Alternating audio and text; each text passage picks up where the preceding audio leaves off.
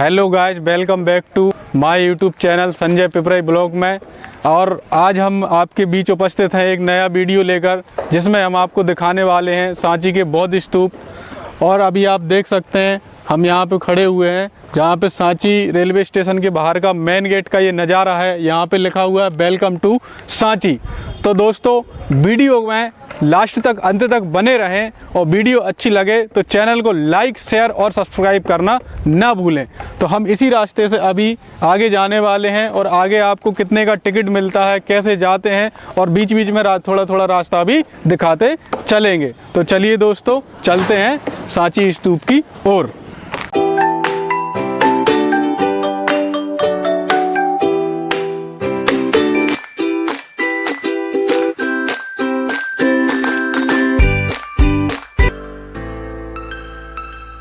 तो दोस्तों, अभी हम आ चुके हैं टिकट घर। आप देख सकते हैं ये इस तरफ टिकट घर का बोर्ड लगा हुआ है, ये टिकट ऑफिस है।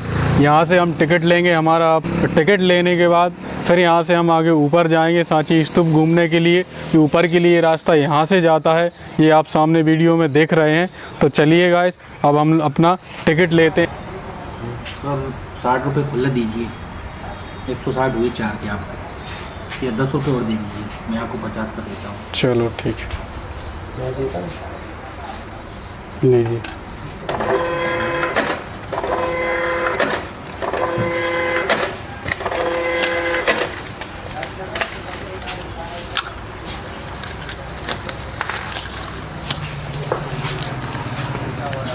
तो दोस्तों, आप देख सकते हो यहाँ पे हमने टिकट ले लिए हैं, जो इस प्रकार से कंप्यूटर प्रिंटेड मिलते हैं। ये यहाँ पे हमने 4 टिकट ले लिए हैं और अभी हम ये चारों टिकट लेके ऊपर जाएंगे, जहाँ पे हम सांची स्तूप घूमेंगे और आपको भी वीडियो के माध्यम से घुमाने का काम करेंगे।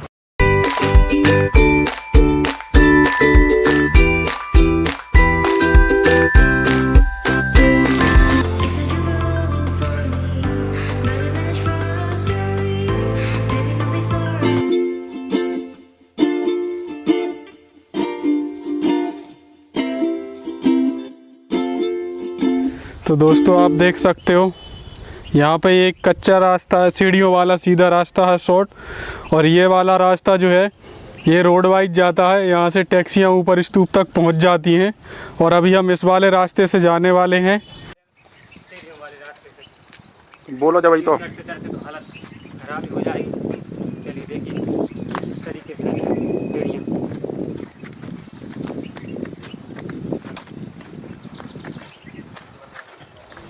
तो गैस, अभी हम ऊपर आ चुके हैं, स्तूप पर पहुंच चुके हैं।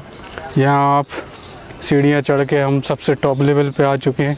यहाँ आप मेरे लेफ़्ट हैंड साइड देखेंगे तो यहाँ मंदिर बना हुआ है।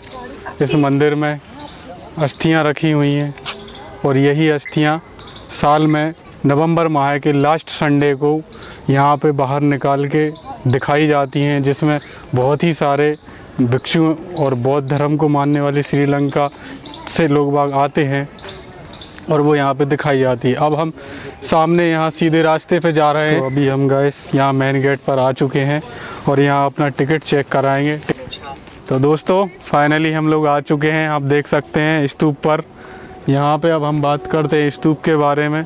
तो ये जो स्तूप है ये भारत मध्य प्रदेश राज्य के स्थित रायसेन जिले के अंतर्गत आता है ये, और ये भोपाल से लगभग 46 किलोमीटर की दूरी पर स्थित है और यहाँ विदिशा उर्फ बेसनगर से 10 किलोमीटर की दूरी पर स्थित है।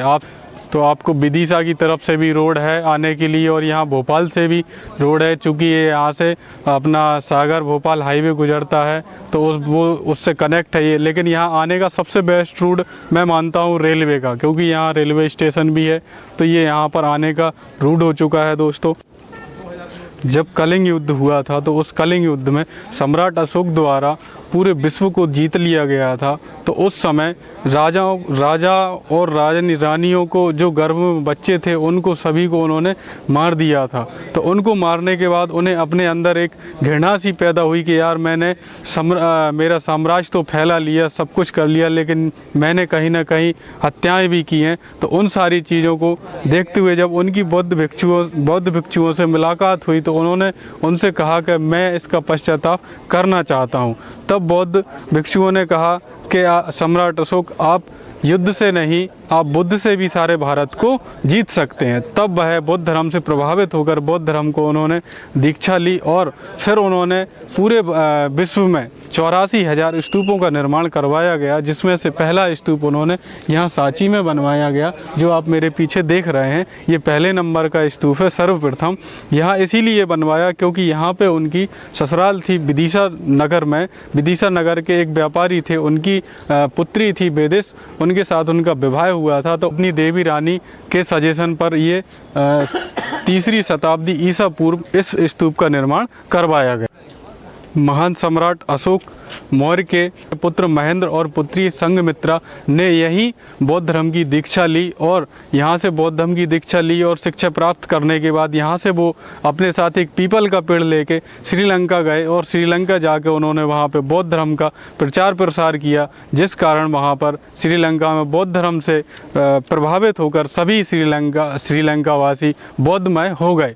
उसके बाद सभी श्रीलंकावासी सांची को अपने चारों धाम का दर्जा देते हैं और वो लोग। लेकिन भारत देश की एक बहुत बड़ी विडंबना है कि बौद्ध धर्म का जो जन्म हुआ वो हमारे भारत देश में हुआ, लेकिन आज की परिस्थिति देखी जाए तो भारत देश में बौद्ध धर्म ना के बराबर है और सबसे ज़्यादा साउथ एशिया के देशों में सबसे ज़्यादा बौद्ध धर्म का प्रचार प्रसार हुआ है।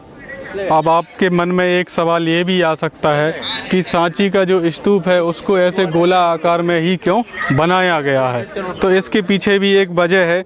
जब तथागत गौतम बुद्ध ने पूछा गया उनसे, तो उन्होंने बताया शिष्यों को कि मुझे किसी प्रतीक के रूप में याद किया जाए, ना कि मेरी मूर्ति के रूप में पूजा की जाए।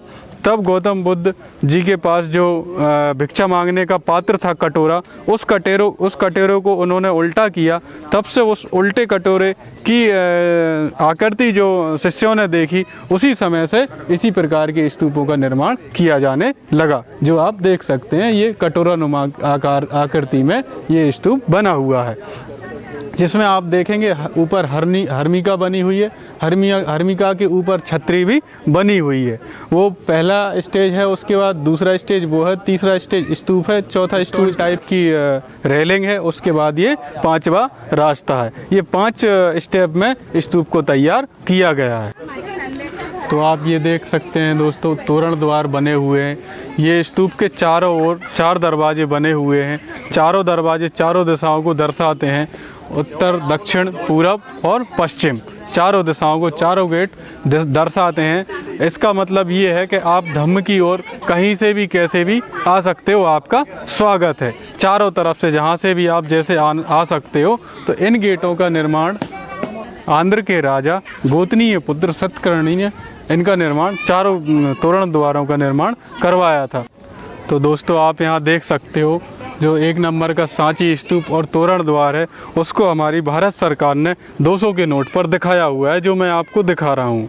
आपके पास भी 200 का नोट होगा, उसमें भी हम मेरे वीडियो से मिला के देख सकते हैं। तो ये आप यहाँ से देखेंगे, ये हमारे 200 के नोट पे सन 2018 में इस नोट को प्रिंट किया गया था। तो ये हमारी भारत सरकार RBI ने जो इस पर फ़ोटो स्टैम्प किया है, छापा हुआ है, वो फ़ोटो यहीं से लिया गया है। दोस्तों आप ये स्टोन की जो रेलिंग बनी हुई है, इसको आप देख सकते हैं कितने बेहतरीन रूप से इसको तराशा गया है और ये एक दूसरे के अंदर फंसे हुए हैं। इसके बारे में मैं आपको बताना चाहता हूँ। जब महान सम्राट अशोक मौर्य ने यहाँ पे स्तूप का निर्माण करवाया था, तब उस समय वुडन टाइप की रेलिंग बनाई गई थी, जो बांस की लकड़ी से चारों तरफ बनाई गई थी। लेकिन जब सम्राट अशोक के 100 साल बाद शुंग वंश के राजा अग्निमित्र ने स्तूप का आकार 2 गुना करवाया और साथ ही लकड़ी की रेलिंग हटवाकर ये स्टोन की रेलिंग बनवाई, जो आप यहाँ पर देख सकते हैं वीडियो में। यहाँ पे ये रेलिंग देखते हुए अब हम आगे की ओर चलेंगे। तो